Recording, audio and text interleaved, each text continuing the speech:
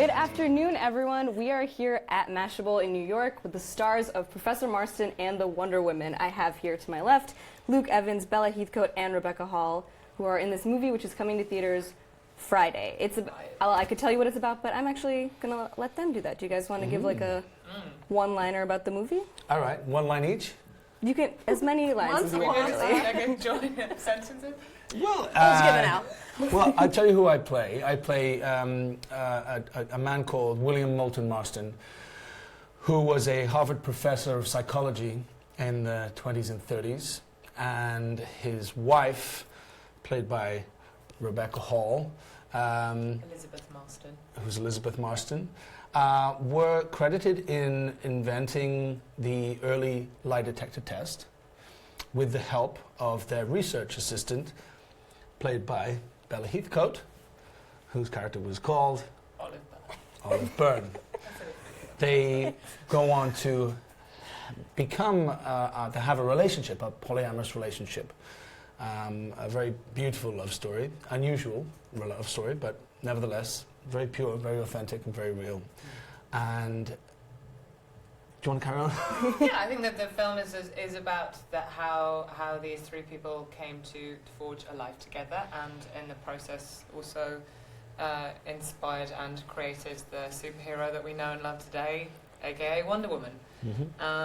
And did a bunch of other stuff along the way. I mean, these people did so much, actually. You can't even... Our film probably only scratches the surface. Absolutely. Of the things that they did. Yeah, the lie detector is a huge chapter, like in the earlier part of the film, when you're trying to figure out exactly how to make it work, and your character, Bella, helps with like a breakthrough about that. They study, like, is it her breathing patterns? Systolic blood pressure was one of the signs. What was that thing that I could never say? Sphygmomanometer. Sphygmomanometer, yeah. We spent... So go get the sphygmomanometer. And we both say it. Did you hook up the sphygmomanometer properly? And then no, I haven't hooked up the sphygmomanometer. There became a competition in the end as to who could say it most efficiently. But yes, no, it's a lovely moment, and you know, but based on, there's a lot of facts about the Marstons and their lives, but also Angela Robinson, the director and the writer of the script, spent 8 years researching, and it's her interpretation of the story. So you know, some of it is our ideas. Like any people who have lived secret lives or have aspects of their personal life that has remained shrouded or mysterious, there's plenty of facts that we know about, and there's plenty of facts that we don't. And from some facts, like for example the two women who lived together after his death for a certain amount of years, Angela has interpreted her take on it, and so it's actually a very personal story for her, as you know, she's a gay filmmaker, and she feels, you know, this is a story that she really wanted to tell. Yeah. And I think it's kind of beautiful, positive telling of a very unconventional romance, but it's told pretty conventionally. Yeah. I mean, which is because it just sort of asks you to accept it as a straightforward romantic story, and I think that is quite radical, because most of the times that you see stories like this about unconventional relationships, they're usually they're usually slightly negative, or like the problems that could go wrong with it are because this could never work, and they're gonna hate this and they're gonna hate that, and there's very rarely positive depictions of unconventional relationships, and indeed kink, which crops up in the film. So you know, these are people who came to these things in quite an organic, easy way. Yeah, I think you phrased it really well when you said that it is just kind of a love story that you're being brought into. In many ways, it feels like a romantic drama in that way, and nothing feels like it's commodified. You're like, oh, this is just an aspect of the relationship. Exactly. And their main issues as a unit was not from inside of their relationship, but it was from the outside, and how the society would or would not accept them, and how much they would have to hide their identity to the world in which they lived in, and how they would try and keep their children's lives as simple as possible and normal as possible. And they did live quite normal lives, although he did go on and write still the most successful female superhero to date. So, how familiar were any of you with the story of Marston, or even with the history of Wonder Woman, before you came to this project? I knew nothing of it before I read the script. I was completely blown away. And even when I met with Angela, I kind of I think I was expecting her to be like, oh, I just made it all up. And then she was talking about this coffee table book, which someone gave her as a gift because she was such a huge Wonder Woman fan. And there was this strange, almost addendum at the ending just saying, oh, and by the way, Marston was in a polyamorous relationship and he invented a lie detector and blah, blah, blah, and the end. And she was like, wait, what? What? I mean, that's what the story is. So I was totally blown away when I read the script. I think every time, when I first read the script, I went out for dinner that night with some friends of mine, and I said, I've read this script today, and apparently it's a true story. And I started to tell them, and then the final, the clincher is, and he created Wonder Woman after all this, that goes on. Because Wonder Woman almost is like the final chapter of the story. It's not like it's all about Wonder Woman. It's actually about the three people and their lives. And but if you are a Wonder Woman fan, then you can see little clues all the way through from the beginning of the film that are clearly that work on his unconscious, and eventually they feed into the comics.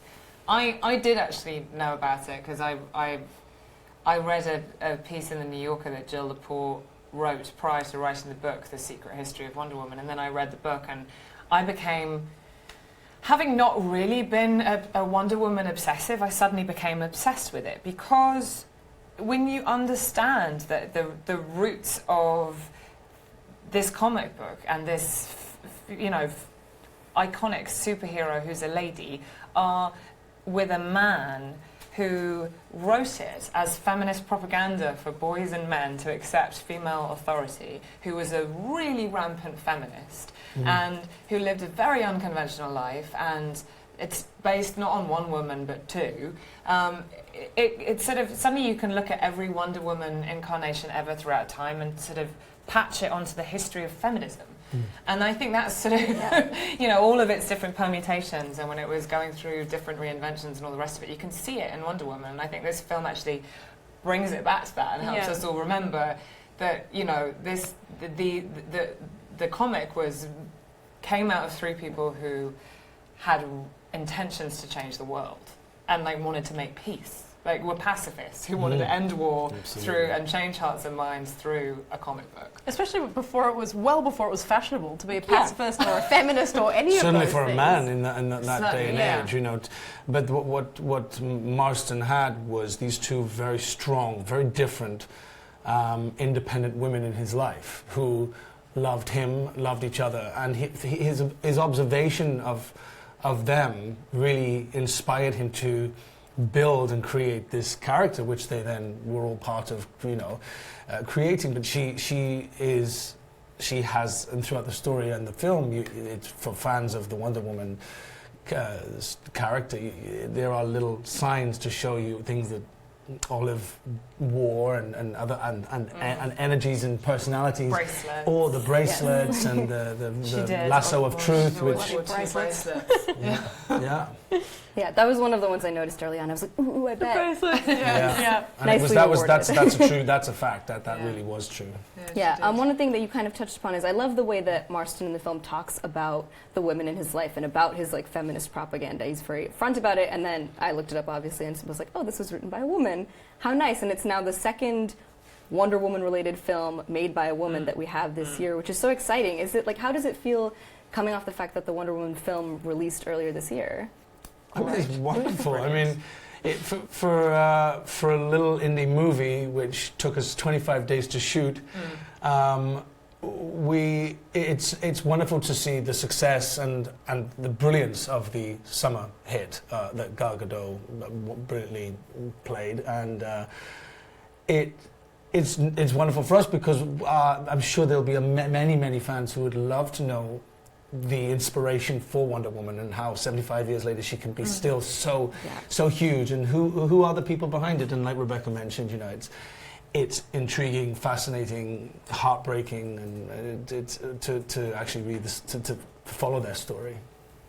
Yeah, and it's sort of it's great that both films are made by women, and I think actually our film, it sort of had to be made by a woman in a strange way. Oh, I didn't. Thought I lost my mind. I'm not saying no men could have made it, but there's something. There is. This film is completely shot through with the female gaze. It has to be, and the way she shoots eroticism and the way she talks about people finding their sexuality and, you know, in quite sort of extreme ways. Like it's done in this very unusual way, and I think it's quite radical, actually. You know, I think it is quite radical. I don't see films like this. I think there are many ways you could make this story. There literally are, because we don't know the full facts. So much of this is interpretation, and there are many versions that you could tell, and there are many versions that could be kind of quite dark or quite exploitative, or, you know, these women didn't have a say in this. They were victims of male oppression. That, I mean, there could be that version of it too. But the truth is, you know, it's quite radical and quite feminist to say, actually, why don't we tell the story where these women were like really into it and they were complicit, and let's tell a story that's about consent for all three parties. I mean, the lie detector scene is, you know, is this sort of brilliant kind of foreplay scene in consent, because they're all having to, you know, be completely honest with themselves when they're all asking, you know, do you want to sleep with me? Do you want to sleep with me? It becomes this sort of, there's no escaping. Am I giving too many spoilers? Probably. But as you said, what's great is seeing that and how it comes together, and that it is done very beautifully, as you said. Yeah. I do have a question, which is, what is your favorite superhero, the three of you? Besides Wonder Woman, maybe? I think we can assume she's high up now. I don't know, she always was. I mean, Yeah. because she was the female superhero. Because she's and the she's one, that I like, related to growing up. Yeah. And then I saw the Wonder Woman film, and of course now I'm just a complete convert. And I remember not, you know, I have that really ridiculous thing where I don't want to get sucked in, you know, like everyone's hyped it so much, and I'm not going to just believe because of the hype, and then within 20 minutes I'm bawling, and I'm like, oh my god, this film's so good. I had exactly the same thing. Right? It's really funny. Yeah. I Like was like, almost, I loved it. I don't want to say against my will, but like I loved that film, and I loved that character even more because of it, and even more knowing what she came from. And after making our film, It's lovely.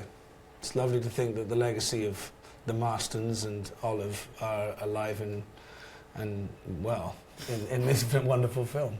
Yeah. Okay, this is a little goofier superhero question, but as we know, we have a lot of male superheroes, a lot of white male superheroes, a lot of whom are played by men named Chris. yeah, that's weird. So I need to ask for science. It's weird. I need to Is ask there something in who there? your favorite Chris is. We have 4 options: Chris Evans, Chris Evans, Hemsworth. Pratt, Pine, Pratt, Hemsworth. Pine. Which one's Chris Pratt? What's he? Guardians of the Galaxy. Guardians of the Galaxy, of course, yeah. okay, well I haven't seen many of them. No, I haven't seen any of them either. I'd say Chris Pratt. I love Chris Pratt. He's awesome. He's the one in Guardians of the Galaxy. Yeah. Oh yeah, no, Fine I guy. like him. I think it's great. I I'll go love with that him. show, yeah. It's my favourite. I I like watched them that on all. the plane recently. Only volume 2 though. I haven't seen the volume 1. Two's great. Two's really good. Yeah. I watched Two's 3 really and good. 4 if there was one. Bella, do you have a? I don't want to hurt anyone's feelings. They're all close friends of hers. No, I don't think they're Are watching. they all It's okay. related? Are they all Do you Australian? think? I mean, I've got to say, Chris. We don't know. The conspiracy It's some kind of might conspiracy? go to the top. Chris Pine's the last one I investigating. saw, so probably. It's possible that they're all the Very same wonderful. person. I knew it. Yeah, jury's still out. And he was in Wonder Woman, so that's a good answer. Yeah, exactly. Great. Charming. So my last question, if you had to describe the movie in one word to get people to go see it this weekend, to get our audience to go see it this weekend, what would you say? One word. One word. Go! Revelation. Oh. I'd say fun or sexy. Sexy, fun. Fun, sexy. Put a hyphen in there and it's Breaking totally the one rules word. already. I'll allow it. Hashtag fun sexy. Yeah. Sexy fun. I think that's the best, probably the best Yes. summary we can get of it. Yeah. All right, well, thank you all. As you you. said, Professor Marston and the Wonder Woman comes out on Friday. Go see it. It actually is really beautiful. That is my objective opinion. Awesome. I'm not just saying that because they're here. Objective, exactly. Yeah. Objective, not subjective. It's awesome. Objectively speaking. It is awesome. All right. Thank you. Thank you, guys. Thanks. Thank you. Now tell us, please.